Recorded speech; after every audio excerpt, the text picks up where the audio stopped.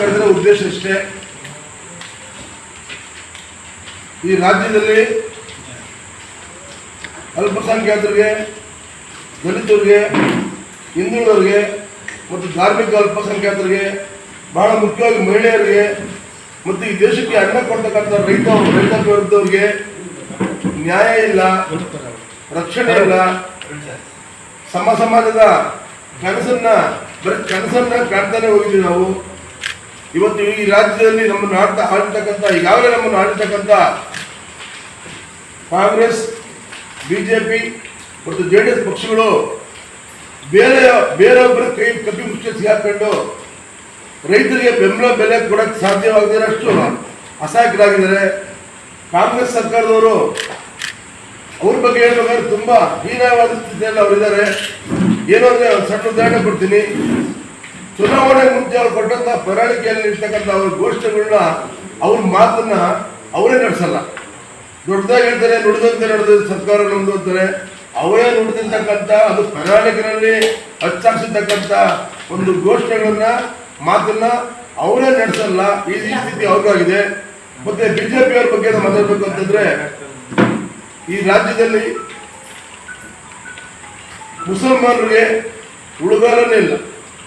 ಮತ್ತೆ ದುಡಿಮೆ ಮಾಡಿ ಬೆವಸರಿಸಿ ಬದುಕಂತ ವರ್ಗಕ್ಕೆ ಊಟ ಇಲ್ಲ, ಸೂರಿಲ್ಲ, ಕುಡಿಯೋಕೆ ನೀರಿಲ್ಲ. ಅವ್ರಿಗೆ ನಿದ್ದೆ ಕೆಟ್ಕೊಂಡು, ನೆಮ್ಮದಿ ಇಲ್ಲದೆ, ಆಹಾರ ಇಲ್ಲದೆ ಇವತ್ತು ಸಾಯದ ಸ್ಥಿತಿಗಳು ನಿರ್ಮಾಣ ಆಗಿದೆ. ಇದಕ್ಕೆಲ್ಲ ಕಾರಣ ಈ ರಾಜ್ಯ ಸರ್ಕಾರಗಳು ಉತ್ತರ ಭಾರತದಲ್ಲಿರ್ತಕ್ಕಂಥ ಹಿಂದಿ ವಾರಗಳ ಕೈ ಕೆಳಗಡೆ ಸಿಗಾಕೊಂಡಿರ್ತಕ್ಕಂಥದ್ದು. ಇದೆಲ್ಲ ತಪ್ಪಬೇಕಂತ ಇವತ್ತು ನಾವೇನು ಇಡೀ ದಲಿತ ಸಂಘಟನೆಯವರು ಮತ್ತು ಮಾಧ್ಯಮ ಸಂಘಟನೆಯವರು, ರೈತ ಸಂಘಟನೆಯವರು, ಹಣಪರ ಸಂಘಟನೆಯವರು ಮತ್ತು ದಲಿತ ಮುಖಂಡರುಗಳು, ಎಲ್ಲ ಮಹಿಳಾ ಸಂಘಟನೆ ಎಲ್ಲ ಸೇರಿ ಈ ರಾಜ್ಯಕ್ಕೆ ಒಂದು ಪ್ರಶ್ನೆ ಮಾಡೋ ಅಂತ, ಯಾರೇ ಅಧಿಕಾರ ಮಾಡಬೇಕಾದ್ರೆ, ರಾಜ್ಯ ಆಳ್ಬೇಕಾದ್ರೆ ನಮ್ಮನ್ನ ಬಿಟ್ಟು ನಮ್ಮ ಮತಗಳನ್ನ, ನಮ್ಮ ಬೆಂಬಲ ಇಲ್ಲದೆ ಯಾರು ಸರ್ಕಾರ ಮಾಡೋಕೆ ಆಗಬಾರ್ದು ಅಂತ ಒಂದು ಸ್ಥಿತಿ ನಿರ್ಮಾಣ ಆಗಬೇಕು ಮುಂದಿನ ದಿನಗಳೇ ಅಂತ ಹೇಳ್ಬಿಟ್ಟು ನಾವೆಲ್ಲ ಒಗ್ಗಟ್ಟಾಗಿ ಒಂದು ಪ್ರಾದೇಶಿಕವಾಗಿ ಒಂದು ಜನತಾ ಪ್ರಣಾಳಿಕೆಯನ್ನ 27ನೇ ತಾರೀಕು ಈ ತಿಂಗಳ 27/3/25 ಈ ತುಮಕೂರು ನಗರದ ಕನ್ನಡ ಭವನದಲ್ಲಿ ಆಯೋಜನೆ ಮಾಡ್ತಾ ಇದ್ದೀವಿ. ಅದಕ್ಕೆ ನಮ್ಮ ರಾಷ್ಟ್ರ ಮತ್ತು ರಾಜ್ಯ ಮುಖಂಡರು ಎಲ್ಲರೂ ಕೂಡ ಬರ್ತಾ ಇದ್ದಾರೆ. ಆ ಕಾರ್ಯಕ್ರಮವನ್ನು ನಾವೆಲ್ಲರೂ ಕೂಡ ಒಳ್ಳೆ ಸುದ್ದಿ ಮಾಡಿ ಈ ಸುದ್ದಿನ ಮನೆ ಮನೆಗೆ, ಹಳ್ಳಿ ಗಲ್ಲಿಗೆ ಹೋಗೋ ರೀತಿ ಮಾಡಿ ಇದು ಹೆಚ್ಚು ಪ್ರಚಾರ ಕೊಟ್ಟು ಆ ಕಾರ್ಯಕ್ರಮ ಯಶಸ್ವಿ ಆಗಬೇಕು. ಈ ರಾಜ್ಯ ಕಟ್ಟಂತ ಟ್ಯಾಕ್ಸು ಅರ್ಧ ಭಾಗ ನಮಗೆ ಬರ್ತಾ ಇಲ್ಲ, ಬರೀ 3% ಬರ್ತಾ ಇದೆ. ನಾವು ಕಟ್ಟೋ ಟ್ಯಾಕ್ಸ್ ನಮಗೆ ಲೆಕ್ಕಾಚಾರ ಮಾಡಿ ನೋಡ್ರೆ 9.5% ಬರಬೇಕು ಈ ರಾಜ್ಯಕ್ಕೆ ವಾಪಸ್ಸು. ನಾವು ಸೆಂಟ್ರಲ್ ಕೊಡೋದು ಟ್ಯಾಕ್ಸ್ ಬರೀ 3%, 3.5%, 4% ಎಲ್ಲ ವರ್ಗಗಳು ಕೊಡ್ತಾ ಇದ್ದಾರೆ. ಇದು ನಿಲ್ಲಬೇಕು.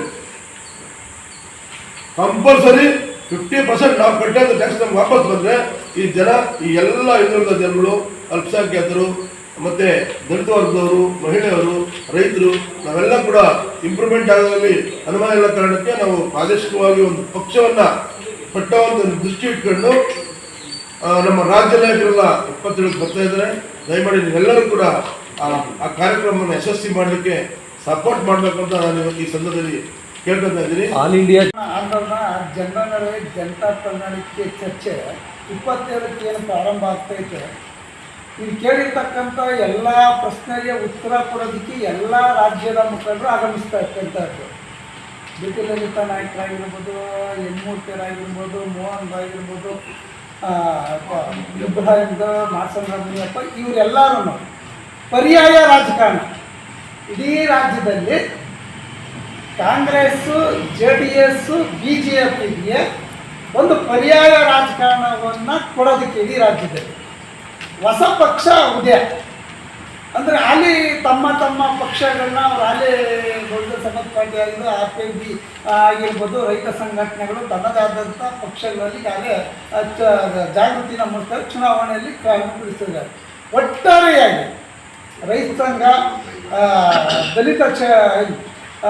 ರೈತ ಚಳವಳಿ, ದಲಿತ ಚಳವಳಿ, ಕನ್ನಡ ಭಾಷಾ ಚಳವಳಿ, ಕಾರ್ಮಿಕ ಚಳವಳಿ, ಪರಿಸರ ಚಳವಳಿ, ಪ್ರಾದೇಶಿಕ ರಾಜಕೀಯ ಕನ್ನಡ ಪಕ್ಷ, ಇದರಲ್ಲಿ ಕನ್ನಡ ಸಂಘಟನೆಗಳನ್ನು ಒಳಗೊಂಡಂತೆ ಈ ಪಕ್ಷ ಉದಯ ಆಗಿರೋದು. ಈ ನಿಟ್ಟಿನಲ್ಲಿ ಭಾಳ ಎಲ್ಲ ಜಿಲ್ಲೆಯಲ್ಲೂ ಅಲ್ಲಿ ಸಮಾವೇಶಗಳನ್ನ ಮಾಡ್ಕೊಂಡ್ಬಂದಿದ್ದಾರೆ. ಅಂದರೆ ಈಗ ಈ ಸ್ನೇಹಿತರೆಲ್ಲ ಮಾತಾಡ್ದಂಗೆ ಏನು ಬಿ ಜೆ ಪಿ ಕೊಟ್ಟಂಥ ಪ್ರಣಾಳಿಕೆಯಲ್ಲಿ ಮಾಡೋಕ್ಕಾಗಲಿ ಅವ್ರು ಅಧಿಕಾರದಾಗಿದ್ದಾರೆ. ಕಾಂಗ್ರೆಸ್ ಪಕ್ಷ ಅಧಿಕಾರಕ್ಕೆ ಬಂತು, ಕೆಲವನ್ನ ಈಡೇರಿಸಿದೆ, ಕೆಲವನ್ನ ಈಡೇರಿಸಿದ್ರು. ನಮ್ಮ ಈ ಈ ಈ ಜನತಾ ಪ್ರಣಾಳಿಕೆ ನವಕರ್ನಾಟಕ ನಿರ್ಮಾಣ ವೇದಿಕೆ ಏನು ಮಾಡ್ತೈತೆ ಅಂತಂದರೆ, ಹೇಳ ಇವತ್ತು ಖಾಸಗಿ ಶಾಲೆಯಲ್ಲಿ ದುಪ್ಪಟ್ಟ ಫೀಸ್, ಆಸ್ಪತ್ರೆಯಲ್ಲಿ ಒಬ್ಬ ಸಾಮಾನ್ಯ ಬಡ ಕೂಲಿ ಕಾರ್ಮಿಕ ಇವತ್ತು ಆರೋಗ್ಯ ಕಾಪಾಡ್ಕೊಳ್ಬೇಕಾಗ್ತದೆ. ಕಿಡ್ನಿ ಫೇಲ್ಯೂರ್ ಆದರೆ, ಈ ಥರದ ನಾನಾ ಥರ ಹಾರ್ಟ್ ಪ್ರಾಬ್ಲಮ್ ಆದರೆ 10 ಲಕ್ಷ 20 ಲಕ್ಷ ಕೋಟಿಗಟ್ಟಲೆ ಇವತ್ತು ಸುಲಿಗೆ ಮಾಡ್ತಾರೆ. ಇದರ ಬಗ್ಗೆ ಯಾವುದೇ ಒಂದು ಸದನದಲ್ಲಿ ಚರ್ಚೆ ಆಗ್ತಾಯಿಲ್ಲ. ಸದನದಲ್ಲಿ ಚರ್ಚೆ ಆಗ್ತಾ ಇರೋದು ಅಂತಂದರೆ 3 ಪಕ್ಷದನ ಏನು ಭ್ರಷ್ಟಾಚಾರ ಚರ್ಚೆ ಆಗ್ತೈತೆ, ಅವರವರ ವೈಯಕ್ತಿಕ ವಿಚಾರಗಳು ಚರ್ಚೆ ಆಗ್ತಾ ಇದ್ದಾರೆ. ಇದು ನಿಲ್ಲಬೇಕು. ಈ ಪಕ್ಷದಂತ ನಾನು ಹೇಳೋದು ಈ ಸಂದರ್ಭದಲ್ಲಿ ತಮ್ಮ ಮಾಧ್ಯಮದ ಮುಂದೆ ಅಂತಂದರೆ ವಿಧಾನಸಭೆಯಲ್ಲಿ ಯಾವ ವಿಚಾರ ಚರ್ಚೆ ಆಗಬೇಕು ಅಂತಂದರೆ, ರೈತರ ಸಮಸ್ಯೆ ಚರ್ಚೆ ಆಗಬೇಕು, ಕಾರ್ಮಿಕರ ಸಮಸ್ಯೆ ಚರ್ಚೆ ಆಗಬೇಕು, ಮಹಿಳೆಯರ ಸಮಸ್ಯೆ ಚರ್ಚೆ ಆಗಬೇಕು, ವಿದ್ಯಾರ್ಥಿಗಳ ಸಮಸ್ಯೆ ಚರ್ಚೆ ಆಗಬೇಕು. ಇವತ್ತು ರಾಜ್ಯದ ಸಮಸ್ಯೆಗಳ ಚರ್ಚೆ ಆಯ್ತಲ್ಲ. ಕನ್ನಡ ನಾಡನ್ನು ಜನರನ್ನ ಹೊಡಿತಾವ್ರೆ, ಅಟ್ಟುತ್ತವ್ರೆ. ಕನ್ನಡ ನಾಡಿನ ರಕ್ಷಣೆ ಬಗ್ಗೆ 3 ಪಕ್ಷಗಳು ಯಾವನು ಒಬ್ಬ ಧ್ವನಿ ಎತ್ತಾ ಇಲ್ಲ. ನಾಡನ್ನೇ ಉಳಿಸೋಕ್ಕಾಗ್ತಾ ಇಲ್ಲ ಇವ್ರ ಕೈಯಲ್ಲಿ.